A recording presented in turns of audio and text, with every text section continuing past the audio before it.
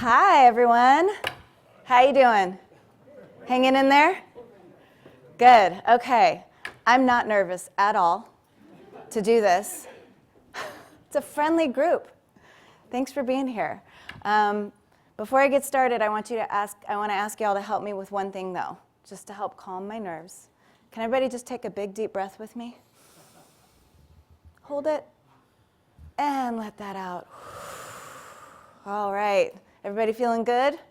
Well, I'm very honored to get to kick off the 15-minute speed round innovation stage sessions today. I got a lot to get through in 15 minutes, so I'm going to jump right in. So thank you for the introduction. My name's Heather Schrock, Director of Environmental Partnerships at Bonneville Environmental Foundation.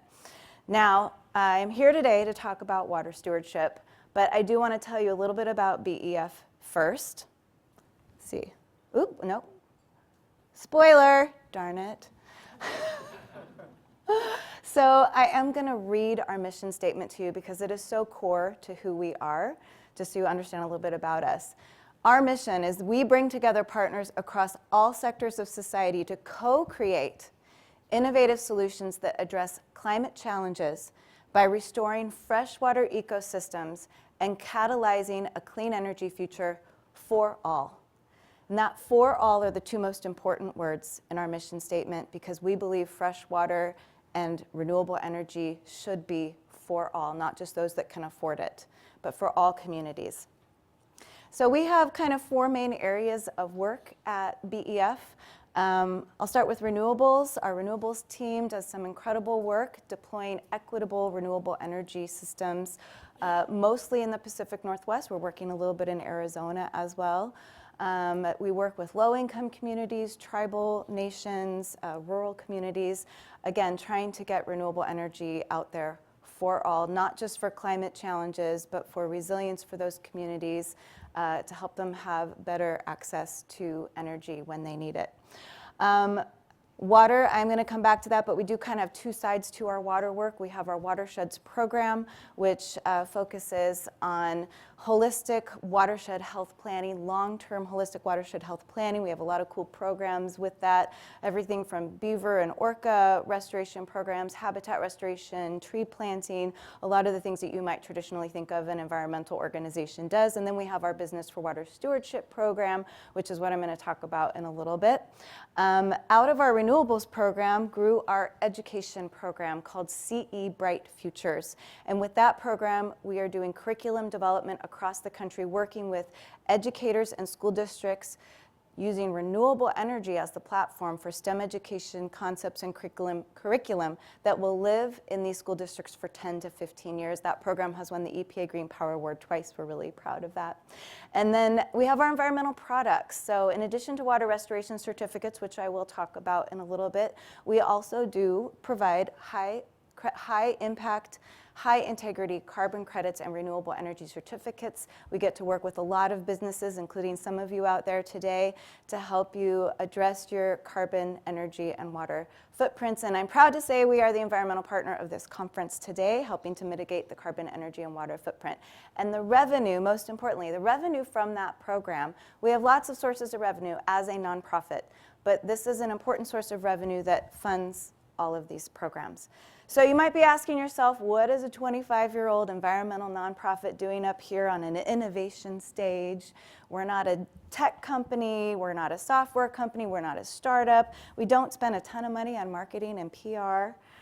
I'm up here to say that our innovation is in our core values and our dedication to adaptation, integrity, knowledge, partnership, and above all, impact.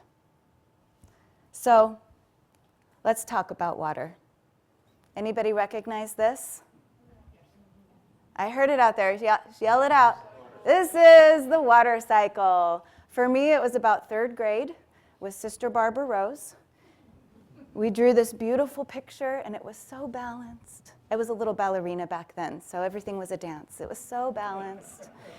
Evaporation, condensation, precipitation, transpiration. I mean, it was just this beautiful thing that just made it look like water was this infinite cycle. There was never going to be any issues with it, and it was so perfect and so balanced. But the reality is, less than 1% of the water on Earth is both fresh and accessible. Most of the water, as you know, is in our oceans, which, of course, very important. We want that water to stay in our oceans. About 3% is in groundwater, glaciers, and ice caps. But what I'm here to talk about today is that fresh water. The fresh water that is needed for our ecosystems, our biodiversity, our agriculture, our industry, our energy, and of course, to quench our undying thirst, because we are mostly made of water. So what's missing from this slide? What's missing from this water cycle? Any guesses? Us. That's right. Not just this lovely young man watering his lawn. We humans have found a myriad of ways to use, extract, divert, manage, mismanage, and otherwise interfere in the water cycle. And we are in a global water crisis. It does vary by region. It's a complex issue. You may not feel it directly where you live. And it's not just about scarcity, although scarcity is a top concern. But this water crisis is driven by climate change, population growth, and mismanagement of water resources. So let's call the water crisis what it really is: human-caused water cycle disruption. Or if you want to get super fancy, anthropogenic water cycle disruption. It doesn't roll off the tongue quite like climate change, but you'll get used to it. So Sister Barbara Rose either didn't know or didn't teach us about the water crisis or what was to come. Droughts and floods were things of biblical times, and anywhere on earth that those things were happening currently certainly had nothing to do with humans, and we're in the most extreme climates. And it certainly wasn't us that caused it. But we know that human-caused water cycle disruption has caused food insecurity, health issues, energy industry disruptions, displacements, inequalities, and of course, habitat and biodiversity loss, and multiple species endangerment. And I'm not putting up an ugly slide about that. Y'all know what that is. But I'm here to say that the innovation needed to solve for the human-caused water cycle disruption cannot happen in a void of human connection and partnership building. So while we are causing this, we also are the solution to it. Water is embedded in everything. Everything we do, everything we buy, sell, eat, drink, from coffee to energy to transportation, from the 13 gallons of water it takes to make 1 gallon of gasoline, from the 36 gallons of water it takes to make that cup of coffee. Sorry about that. Maybe one less cup of coffee a day. But we really need to be thinking about our water stewardship a little differently in order to attack the water crisis. We need to assess our water usage, and we need to balance those impacts. And we believe there are two main steps to this. We need to reduce our water usage, and thank you, Fawn from Intel, for your 3-step process there. You are exactly right. We do need to reduce our water usage. We do need to conserve. But number 2, we need to restore water to nature. We need to replenish. We need to go beyond using less water, and we need to compensate for that unavoidable water usage. So what is the solution? Well, there's many. I'm just up here to talk about a few. Innovation in technology, in policy, in funding models, and in human creativity are needed. Volumetric water benefit. Has anybody heard this phrase before? VWB, volumetric water benefit, yes. My own colleague raised her hand, thank you. And Fawn, thank you. So get used to this phrase, you're going to hear it more. Volumetric water benefit, or VWB, is the currency of water stewardship that many corporations are adhering to for validation of their impacts. And it is a powerful metric to report on, but it is just the starting point. And I'd like to share with you today some of the pathways available to you, starting with a form of volumetric water benefit called a water restoration certificate. So you're like, oh God, a certificate, is that innovative? Really, another certificate? Well, we think it is, because we believe it provides a runway to impact. Yes, there are deeper ways to make impact, but not everybody can start there. Where do you start? So we created the Water Restoration Certificate because there is no formula for this work. Creating a market instrument like the WRC is one step, and it may simplify things for you and for many others out there. Pardon me as I turn my old school printed out notes here. But we believe, even though it simplifies things for many of you who haven't started your journey yet in water stewardship or on your way to on your journey, it is still a human and nature-centered solution that requires real people to talk about real projects and develop real partnerships that make real impact. So what is it? It is a certificate. It represents 1,000 gallons of water restored to nature. It is third-party verified, it's tracked, it's registered, very similar to a carbon credit or a renewable energy certificate. But really, it's a financial funding mechanism to get funding to projects that right now we are the market, that BEF vets and selects, that we believe we can get the biggest bang for our buck for, quite frankly, because we want to put money into these projects so that these gallons can be restored to nature. So it is a funding mechanism that we created, and it does create a low barrier potential water stewardship solution for many companies out there who can't start at that highest level. So through partnerships with dozens of organizations, we have a myriad of project types.